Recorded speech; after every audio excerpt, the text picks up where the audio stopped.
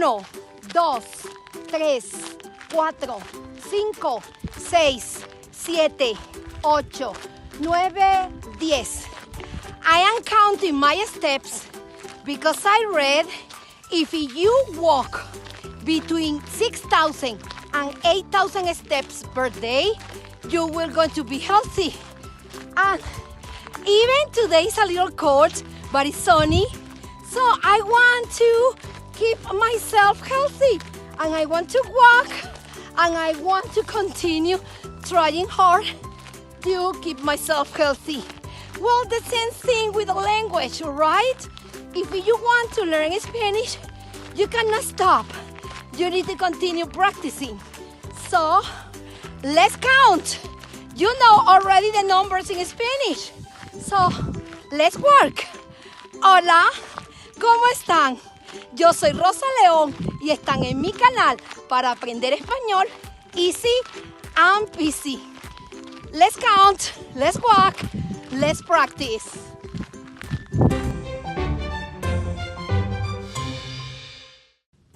Let's have a seat to talk. I want to share with you something happens to me with the numbers, but in English, because I was learning English when I was in Nigeria. I told you before, in 2014, I spent 1 month locked in the school campus because of the Ebola.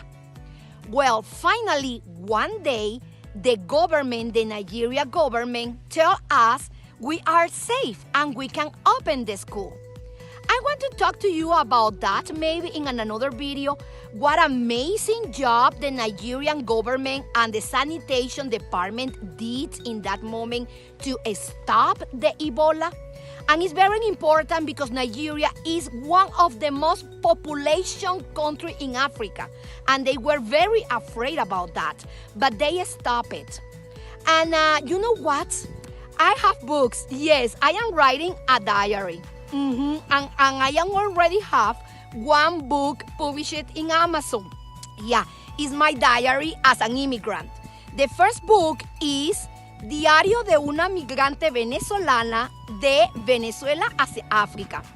Diary of a Venezuelan migrant from Venezuela to Africa. In that part of my diary, I talk about why I left Venezuela, what was the situation there, and everything I have to pass to finally get in Africa.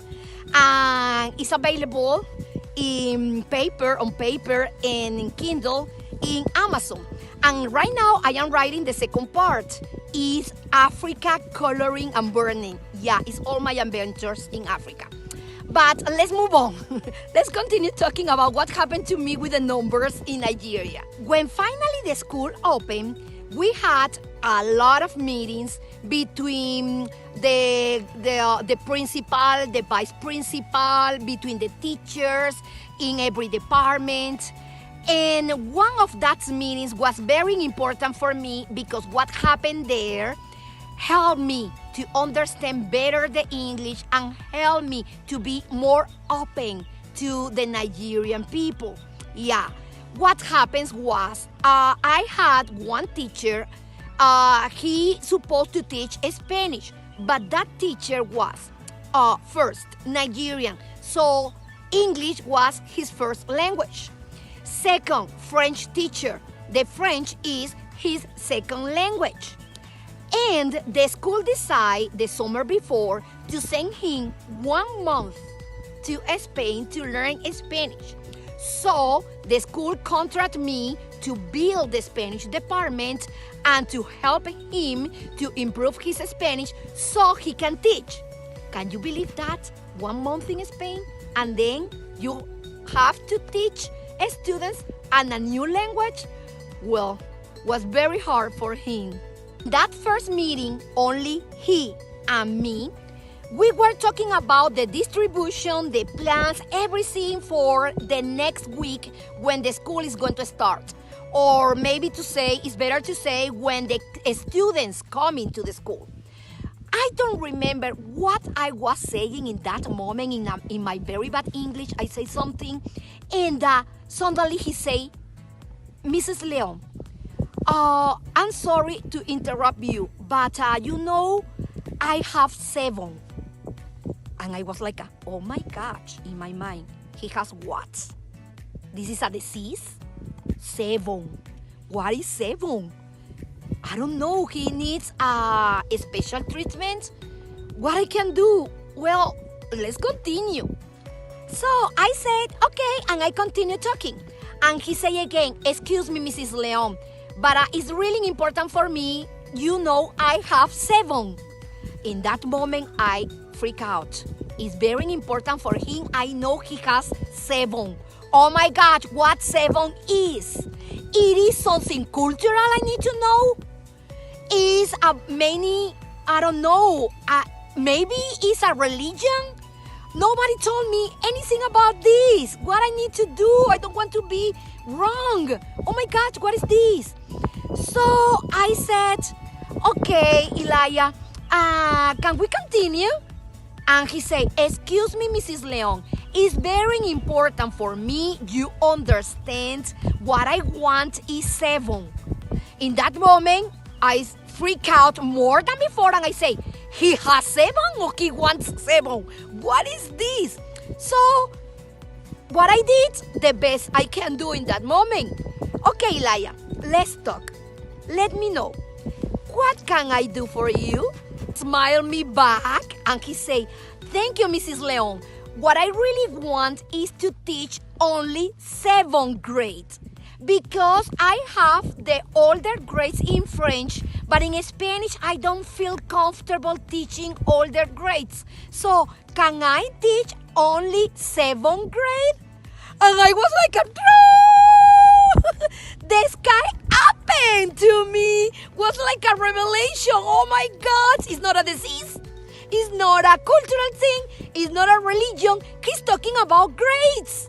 And I say, with a big smile in my heart and in my face, I say, of course, Elijah, sure, you can teach 7th grade, and I will going to teach the others, and I will going to find another teacher so we can distribute better the grades.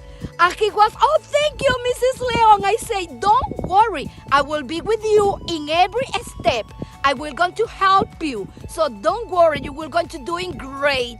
Okay, you can teach 7th grade. I want for you is you will be open to listening many different ways to pronunciate the Spanish. Yes, like for example, let me tell you some tips. The people who is coming from Spain, the Spaniard people, they pronunciate the Z and the C and the S different than the Latin American people. And they are correct. This is the original Spanish. There's nothing wrong about that. But it's nothing wrong either about the Latin American Spanish. So now, la Real Academia de la Lengua Española, the Real Academy of Spanish Language, they understand it's 1 million people speaking Latin American Spanish. So we don't have problem if we pronunciate the same way esperanza, hope, is with Z, than esperanza with S. At the end, you will going to understand we are talking about hope. Or path is with Z, and we say paz. At the end, you will going to understand we are talking about peace. So, doesn't matter. The point is, open your ears. Open your mind. All the pronunciations are amazing way to understand better the English, to practice a lot. I am very sure in the future you will going to have many stories about you learning Spanish. Funny tips. Something happens to you because you were practicing, you were using the language, you were speaking.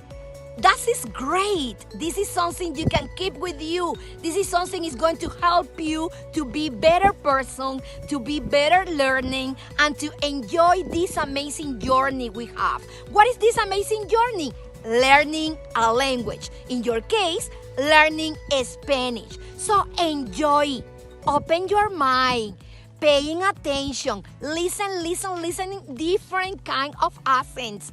And learn. Don't stop. Speak. Doesn't care what the people say. Doesn't matter if you made a mistake. That is going to build your language. That is going to help you to feel more comfortable, more secure with you. Don't stop. So now, as I always say, continue practice. Don't stop. Speak, speak, speak. Find somebody you can talk with. Find somebody who can help you. Use the Spanglish. Doesn't matter. But don't stop practicing.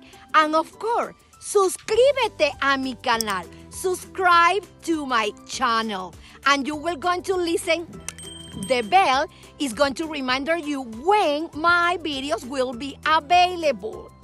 And if you subscribe, you can send me an email and I will going to answer you, telling you how you can access to all the material I have for this topic. And please don't stop. Practice all the time.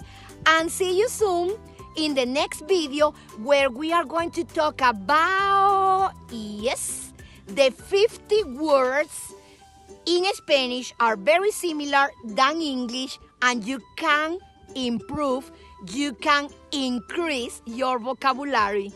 So, suscríbete a mi canal, follow on my social medias, and see you soon. Nos vemos pronto.